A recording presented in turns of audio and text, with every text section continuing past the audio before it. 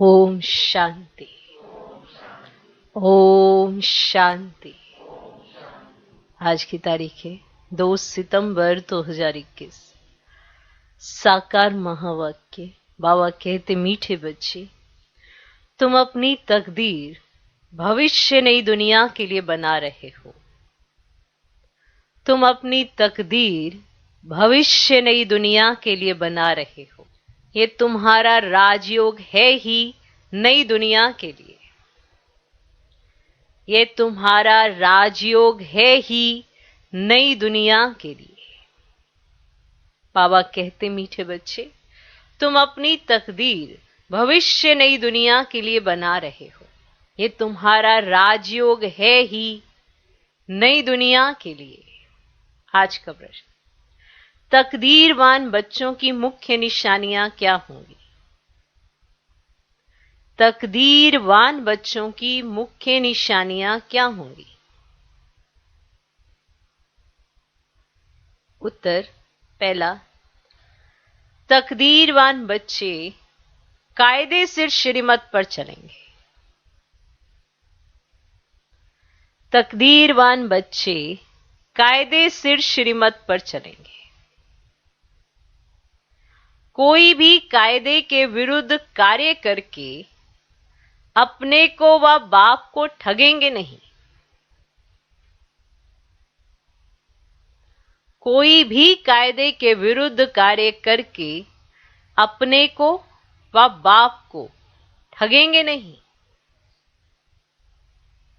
दूसरा, उन्हें पढ़ाई का पूरा पूरा शौक होगा। उन्हें पढ़ाई का पूरा पूरा शौक होगा। समझाने का भी शौक होगा। उन्हें पढ़ाई का पूरा पूरा शौक होगा, समझाने का भी शौक होगा।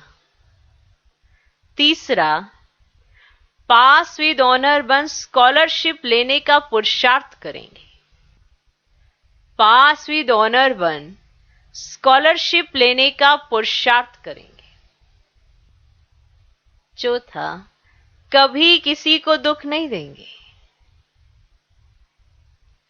कभी किसी को दुख नहीं देंगे। कभी कोई उल्टा कर्म नहीं करेंगे।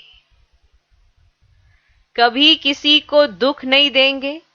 कभी कोई उल्टा कर्म नहीं करेंगे। तकदीरवान बच्चों की मुख्य निशानियां क्या होंगी? उत्तर एक, तकदीरवान बच्चे कायदे से श्रीमत पर चलेंगे। कोई भी कायदे के विरुद्ध कार्य करके अपने को व बाप को ठगेंगे नहीं। दूसरा, उन्हें पढ़ाई का पूरा पूरा शौक होगा, समझाने का भी शौक होगा।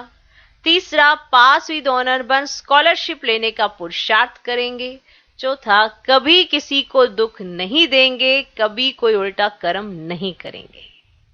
ठीक, आज का गीत है, तकदीर जगा कर आई हूं। ओम शांति।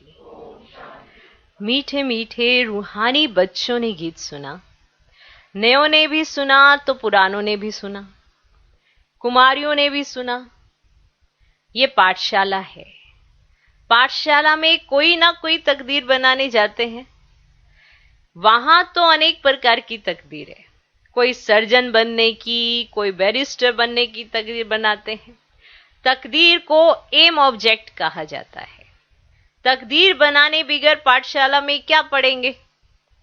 अब यहां बच्चे जानते हैं कि हम भी तकदीर बना कर आए हैं नई दुनिया के लिए अपना राज्य भाग्य लेने। अब यह है नई दुनिया के लिए राजयोग, है ना? वे पुरानी दुनिया के लिए बैरिस्टर, इंजीनियर, सर्जन आदि बनते हैं। वे बनते बनते अभी पुरानी दुनिया का टाइम बहुत थोड़ा रहा है, वह तो खत्म हो जाएगा। वह तकदीर है इस मृत्यु लोक के लिए, इस जन्म के लिए। तुम्हारी पढ़ाई है नई दुनिया के लिए। तुम नई दुनिया के लिए तकदीर बना कर आए हो। नई दुनिया में तुमको राज्य भाग्य मिलेगा। कौन पढ़ाते हैं? बेहद का बाप, जिससे ही वर्षा पाना है। जैसे डॉक्टर लोगों को डॉक्टरी का वर्षा मिलता है, अपनी पढ़ाई का मिलता है ना। अच्छा, जब बूढ़े होते हैं तब गुरु के पास जाते हैं। क्या चाहते हैं? जब बूढ़े हो जाते हैं तो वो गुरु के पास जाते हैं, तो वो क्या चाहते हैं उस समय?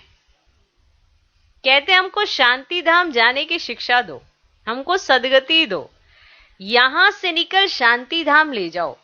बाप से भी वर्षा मिलता है इस जन्म के लिए, बाकी गुरु से तो कुछ नहीं मिलता। अब टीचर से कुछ ना कुछ वर्षा पाते हैं, क्योंकि आजीविका तो चाहिए ना। बाप का वर्षा होते हुए भी पढ़ते हैं कि हम भी अपनी कमाई करें, जबकि बाप की जायदाद है, बाप का वर्षा है, फिर भी बच्चे पढ़ते हैं ताकि हम भी अपनी कमाई करें। गुरु से कमाई कुछ हुई नहीं। हाँ, कोई कोई गीता आदि अच्छी पढ़कर फिर गीता पर भाषण आदि करते हैं। अब यह सब है अल्पकाल सुख के लिए। अब तो इस मृत्यु लोक का अंत है। तुम जानते हो हम नई दुनिया की तकदीर बनाने आए हैं। अब ये पुरानी दुनिया खत्म हो जानी है। बाप की व अपनी मलकियत भी सब भस्म हो जाएगी, हाथ फिर भी खाली जाएंगे। अभी तो कमाई चाहिए नई दुनिया के लिए, पुरानी दुनिया के मनुष्य तो वह कर ही नहीं सकेंगे। नई दुनिया की कमाई कराने वाला है शिव बाबा। यहां तुम नई दुनिया के लिए तकदीर बनाने आए हो, आए हो।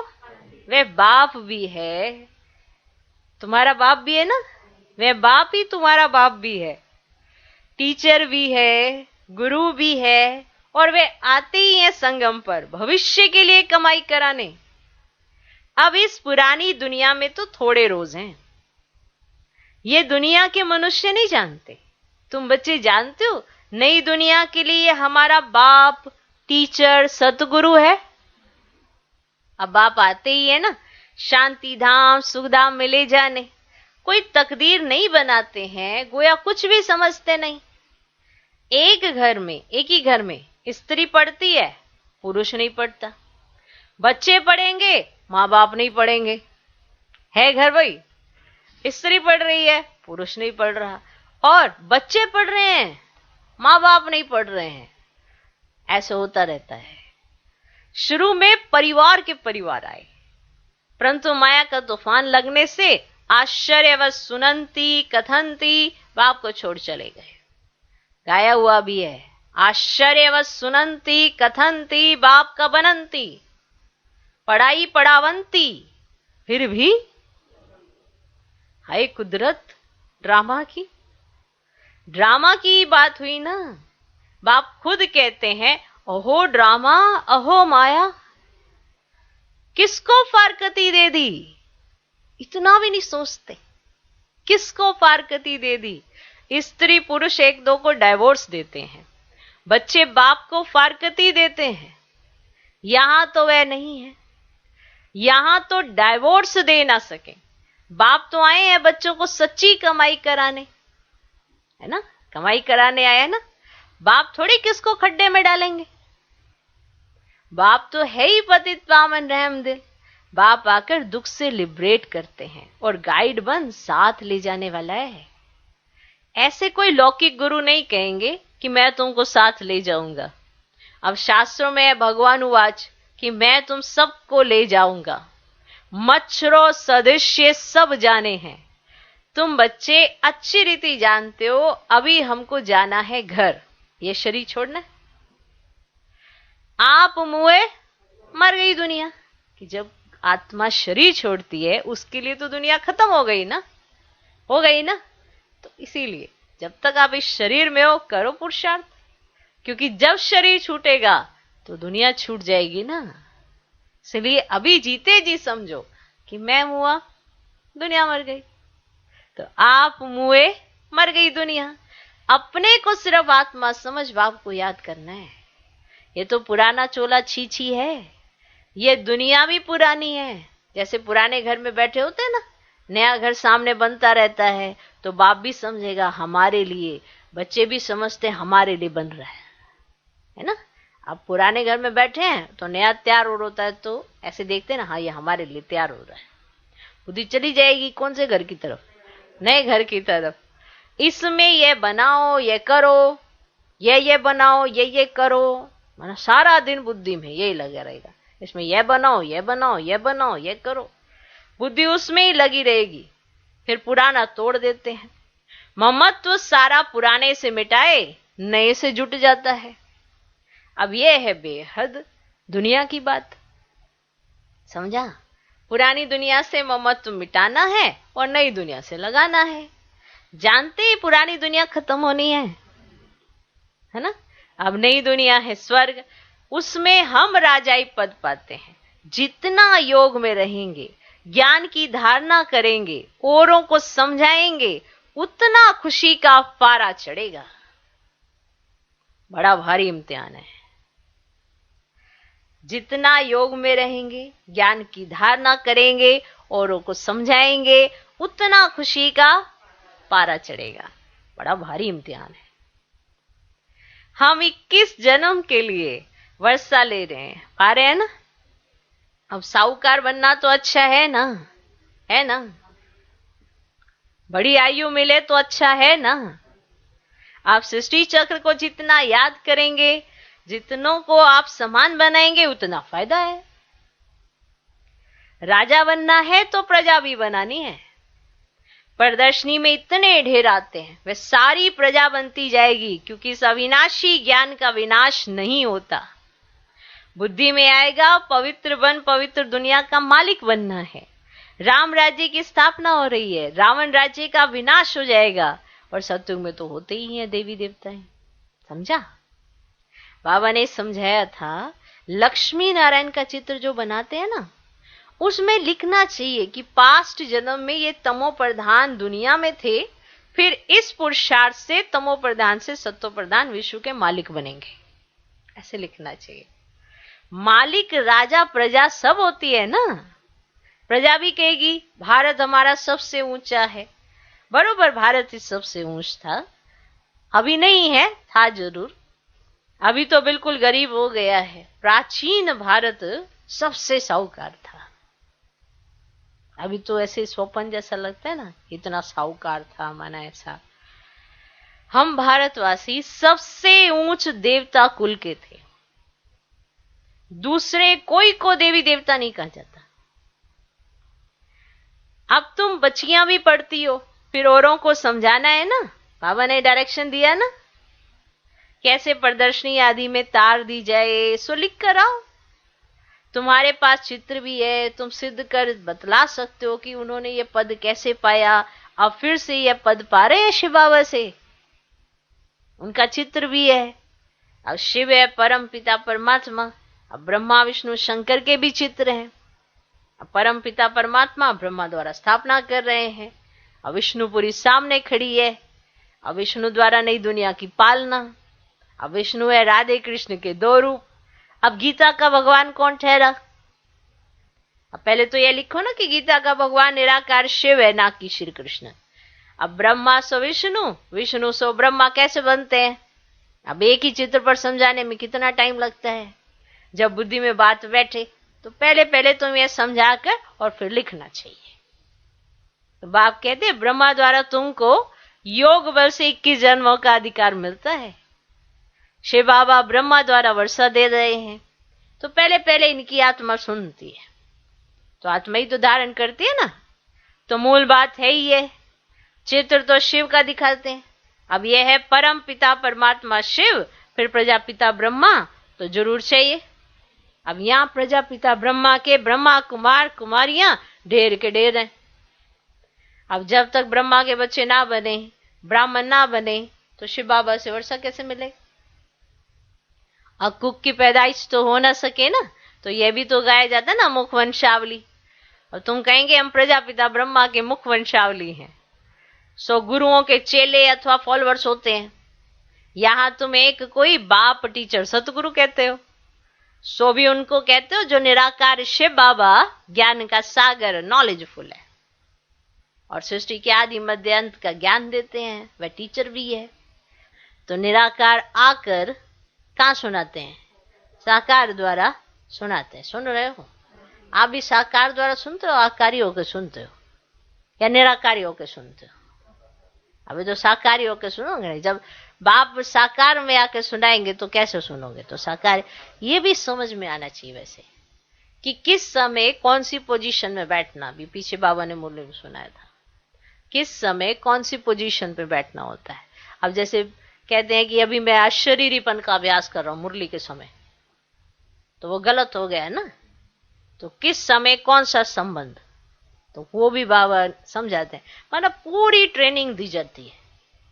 आप ये नहीं कह पाओगे कि हमने ये ऐसे नहीं, ऐसे हम तो योग भी कर रहे थे मुरली के समय।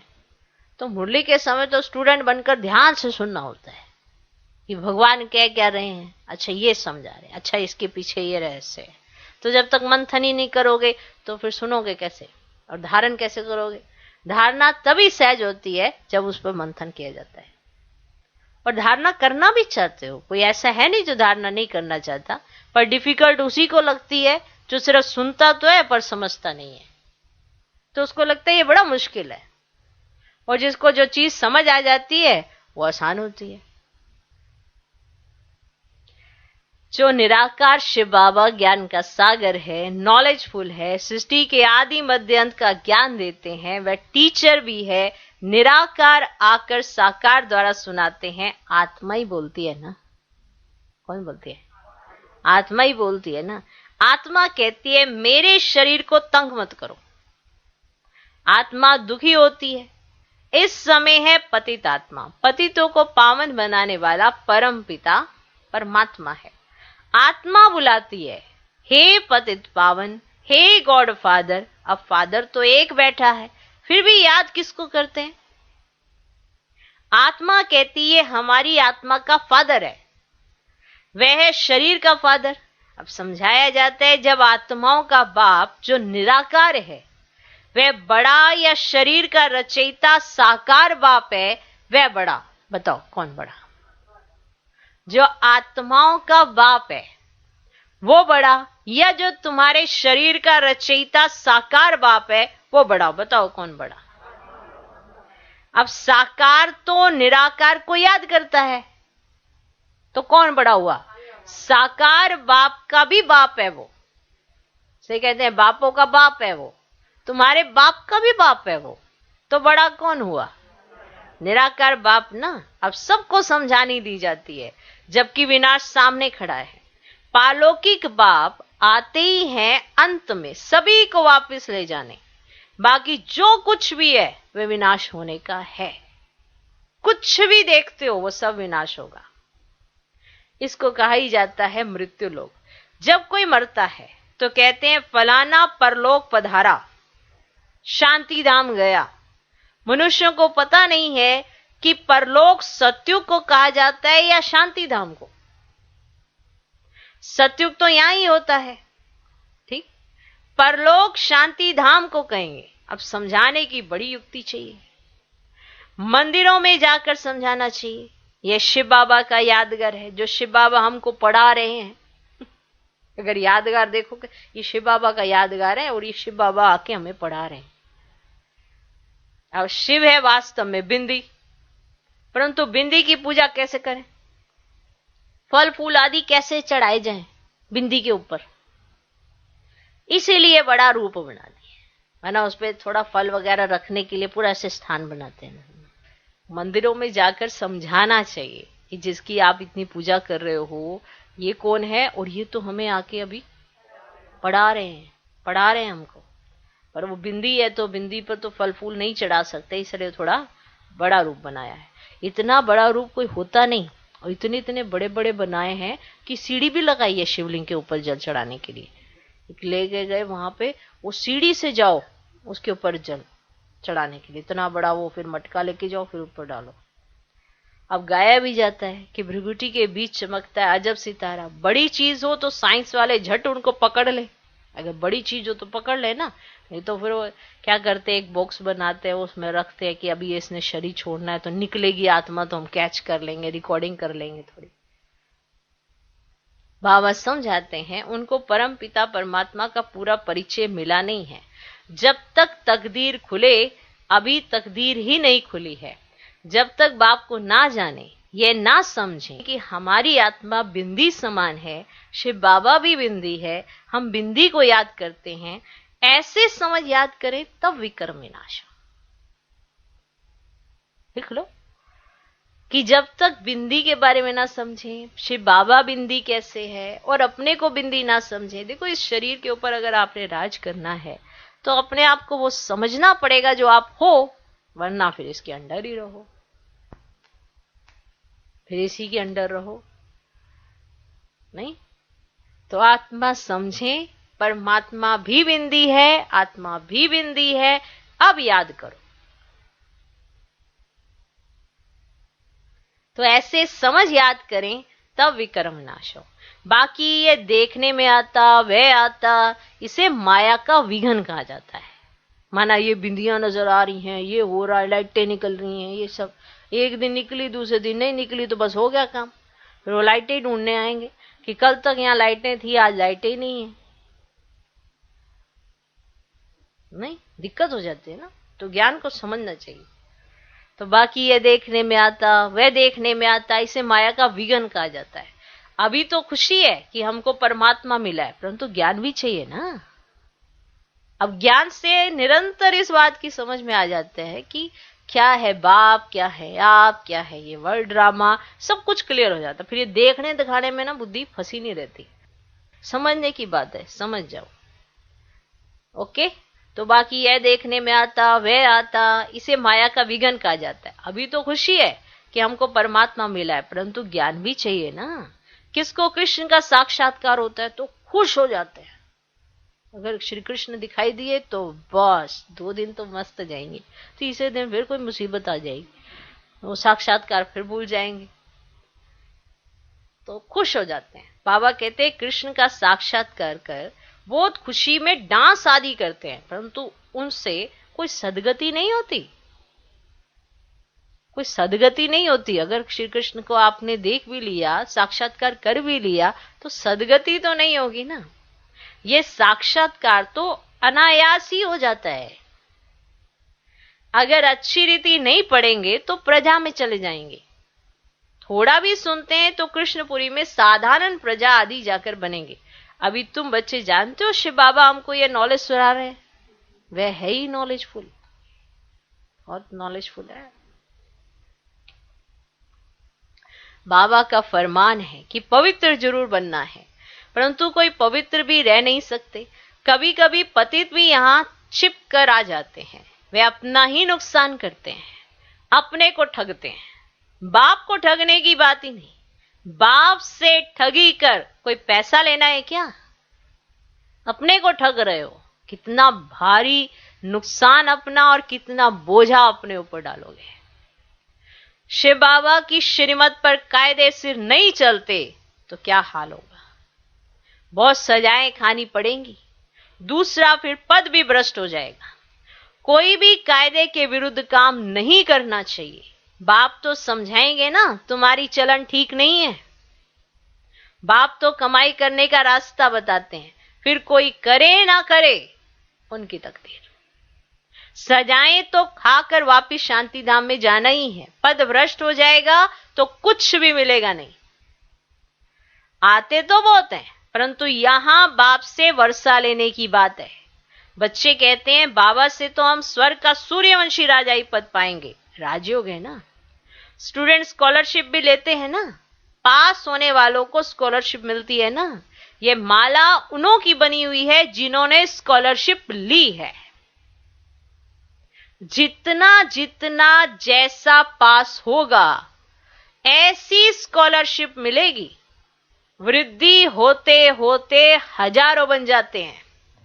हम ये तो सोचते हैं कि किसको ये क्यों मिला, किसको ये क्यों मिला। कभी ये सोचा है कि मुझको मेरे कौन से कर्म की वजह से ये नहीं मिला। इस पे चिंतन करना चाहिए। दूसरों के खाते को चेक करते करते अपने खाते में से निकलता जा रहा है। अगर देखना ही है तो ये देखो कि उसको मिला है, मुझे भी पुरुषार्थ करके पाना है। मुझे भी पढ़ाई करनी है और स्कॉलरशिप लेनी है। मुझे भी अपने में दैवी संस्कार भरने हैं, तब बाप के दिल पर चढ़ना है। ये बाप की दिल है जो निस्वार्थ भाव से सेवा कर रहा है। ये बाप की दिल है। इस पे किसी स्वार्थ से चढ़ोगे तो नीचे गिरोगे, और किसी से कंपैरिजन करके, ईर्ष्या द्वेष घृणा करके आगे बढ़ने की कोशिश करोगे तो पीछे ही रहोगे, आगे नहीं बढ़ पाओगे। समझे? तो स्टूडेंट स्कॉलरशिप भी लेते हैं ना, तो पास होने वालों को स्कॉलरशिप मिलती है ना। ये माला उन्हों की बनी हुई है जिन्होंने स्कॉलरशिप ली है। जितना जितना जैसा पास होगा ऐसी स्कॉलरशिप मिलेगी। वृद्धि होते होते हजारों बन जाते हैं। राजाई पद है स्कॉलरशिप। जो अच्छी तरह पढ़ाई पढ़ते हैं वे गुप्त नहीं रह सकते। जो अच्छी तरह से पढ़ाई पढ़ते हैं, अच्छी तरह से चलते हैं, वे गुप्त नहीं रह सकते। बहुत नए नए पुरानों से आगे निकल पड़ेंगे, क्योंकि उन्हें तुरंत समझ में आ जाता है कि हमें करना क्या है। जो पुराने नहीं समझ पाते, तो नए जो आते हैं वो समझ लेते हैं और वो आगे आ जाते हैं। हीरे जैसा जीवन बनाएंगे। अपनी सच्ची कमाई कर 21 जन्मों के लिए वर्षा पाएंगे। कितना खुशी होती है। जानते हैं ये वर्षा अब नहीं लिया तो फिर कभी नहीं ले सकेंगे। पढ़ाई का शौक होता है ना, कोई को तो जरा भी शौक नहीं है समझाने का। ड्रामा अनुसार तकदीर में नहीं है तो भगवान भी क्या करे।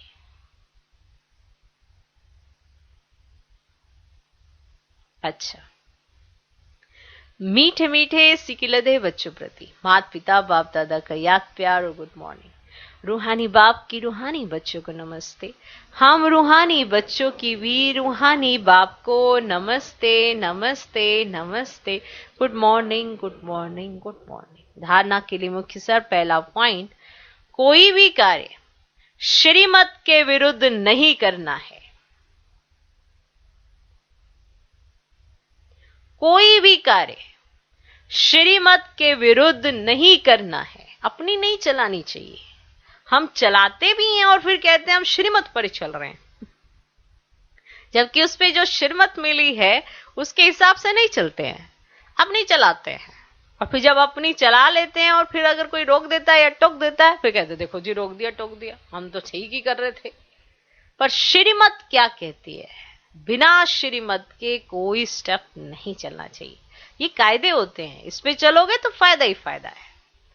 कोई भी कार्य श्रीमत के विरुद्ध नहीं करना है। पढ़ाई अच्छी रीति पढ़कर ऊंच तकदीर बनानी है। पढ़ाई अच्छी रीति पढ़कर ऊंच तकदीर बनानी है। किसी को भी दुख नहीं देना है। किसी को भी दुख नहीं देना है।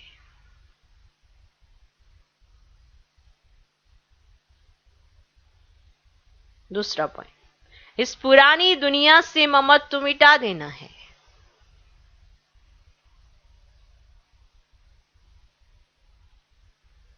इस पुरानी दुनिया से ममत्व मिटा देना है।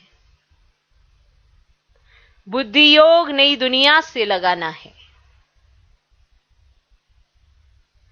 खुशी में रहने के लिए ज्ञान को धारण कर दूसरों को धारण कराना है।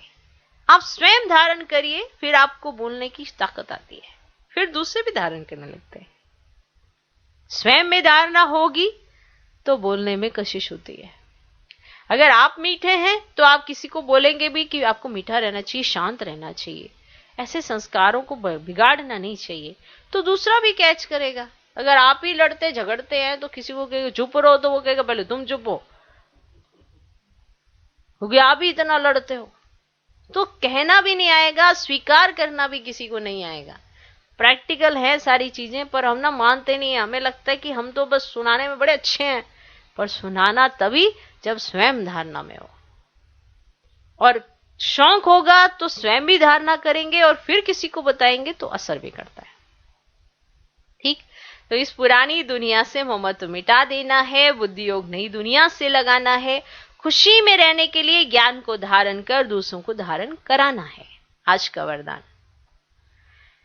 लाइट हाउस की स्थिति द्वारा पाप कर्मों को समाप्त करने वाले पुण्य आत्मा भव। लाइट हाउस की स्थिति द्वारा पाप कर्मों को समाप्त करने वाले पुण्य आत्मा भव। लाइट हाउस की स्थिति द्वारा पाप कर्मों को समाप्त करने वाले पुण्य आत्मा भव। जहां लाइट होती है वहां कोई भी पाप का कर्म नहीं होता है। तो सदा लाइट हाउस स्थिति में रहने से माया कोई पाप कर्म नहीं करा सकती। सदा पुण्य आत्मा बन जाएंगे। पुण्य आत्मा संकल्प में भी कोई पाप कर्म नहीं कर सकती। जहां पाप होता है वहां बाप की याद नहीं होती।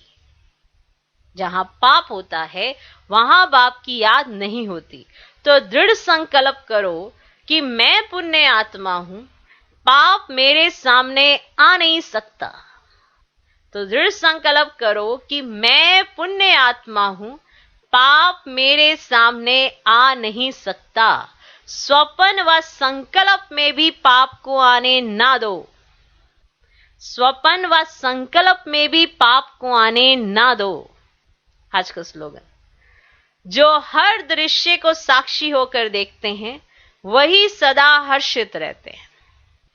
जो हर दृश्य को साक्षी होकर देखते हैं वही सदा हर्षित रहते हैं। ओम शांति।